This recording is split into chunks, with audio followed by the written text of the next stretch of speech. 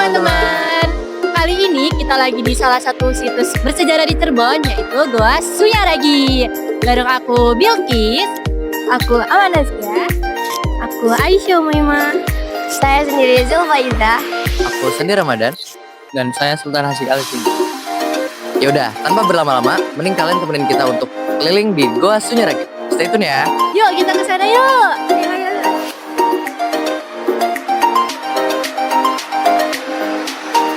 Nah, sekarang aku lagi ada di Goa Argajumut. Goa Argajumut ini merupakan salah satu bagian dari goa yang ada di Goa Sunyaragi. Goa Argajumut ini dibangun pada tahun 17 Masehi pada masa pemerintahan Pangeran Kararengan. Dulunya tempat ini itu digunakan oleh para bangsawan untuk bertapa dan bersemedi, mencari ketenangan batin, serta melatih kekuatan spiritual mereka.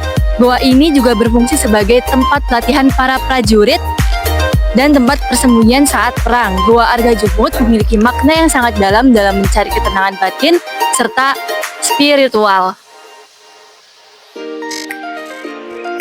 Nah, kalau sekarang aku sama Amanda lagi di Balai Kambang nih. Balai Kambang itu salah satu tempat peristirahatan bagi para sultan di kerajaan zaman dulu.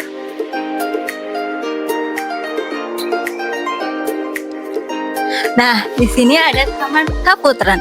Taman Kaputren adalah tempat yang bersejarah dalam konteks Kesultanan Cirebon, yaitu bagian dari kompleks Taman Air Goa Sunyaragi yang berfungsi sebagai area untuk putra-putri raja agar bisa bermain, berlatih, dan disiapkan untuk perjodohan.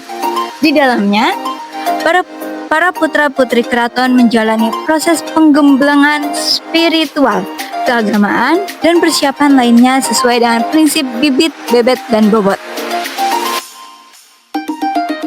Nah, sekarang aku sama Sultan lagi ada di Goa Petang yang di atasnya terdapat Goa Cungkup Puncit.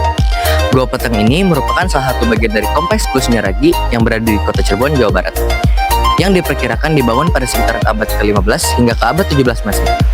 Nama Petang berasal dari bahasa Jawa yang berarti gelap, karena di dalam goa ini suasananya sangat minim cahaya. Fungsi Goa Petang ini digunakan sebagai tempat bersemedi atau bermeditasi para bangsawan dan ulama Kesultanan Cirebon untuk mencari ketenangan batin serta mendekatkan diri kepada Allah Subhanahu wa Ta'ala. Nah, terus yang kedua, Cungkup Goa Puncit. Cungkup Goa Puncit yang berbentuk seperti menara pengawas dulunya digunakan oleh para prajurit pemanah untuk memantau keadaan di sekitar dari ketinggian.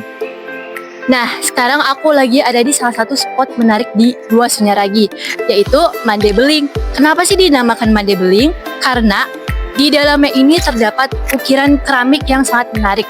Nah, ukiran ini itu dinamakan Mande Beling. Mande Beling sendiri digunakan oleh para bangsawan terdahulu sebagai tempat peristirahatan mereka.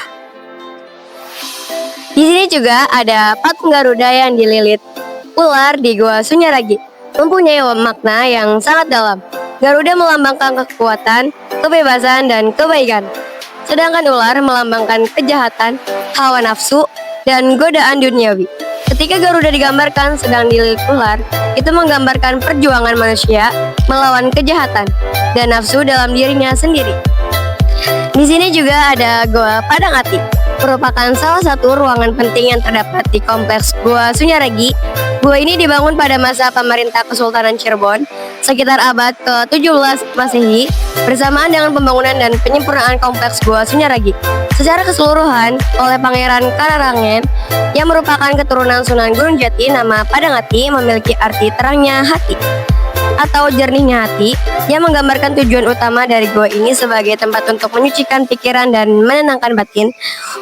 Goa Padang Ati dulunya digunakan oleh para bangsawan dan ulama Cirebon untuk bersemedi, merenung, serta mencari ketenangan rohani agar dapat mempercayai kejernihan hati dan kebijaksanaan dalam pengambilan keputusan.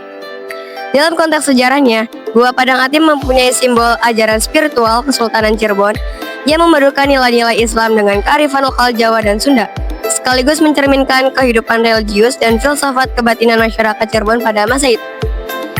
Jadi di sini aku bakal jelasin makna simbolis dan juga makna filosofis dari patung gajah di samping ini. Nah, yang pertama itu ada makna simbolis. Gajah secara umum dikenal sebagai simbol kekuatan, kebijaksanaan, kebajikan, dan juga pelindung. Sifat-sifat ini dianggap sebagai ideal bagi Sultan Cirebon dan keturunannya. Yang kedua ada kaitan dengan mitologi. Gajah merupakan tunggangan Dewa Indra dalam mitologi Hindu yang sering dikaitkan dengan kisah Samudra Mantana atau pengadukan lautan tusuk, di mana muncul Airawata, yaitu gajah putih tunggangan Dewa Indra. Yang ketiga itu ada makna filosofis lokal. Patung gajah yang terletak di dekat kolam di Gua Sunyaragi ini memiliki kaitan erat dengan lukisan burung melalui peribahasa Cirebon, yaitu Kuntul Umalayang Anedaksi, Gajah Depa Tanedaksi, yang berarti burung kuntul pergi meninggalkan bekas, gajah tidur tidak meninggalkan bekas. Nah, sekarang saya ada di Gua Kelanggengan. Gua Kelanggengan dibangun pada abad ke-18 atas perintah Panembahan Ratu Pertama atau Pangeran Mas Zainul Arifin dari Keraton Cirebon. Gua Kelanggengan digunakan sebagai tempat bersemedi untuk melanggengkan jabatan atau abadi. Dan secara mitos dipercaya dapat melanggengkan hubungan asmara dan pernikahan. Kalau sekarang aku lagi ada di Bangsal Jinem.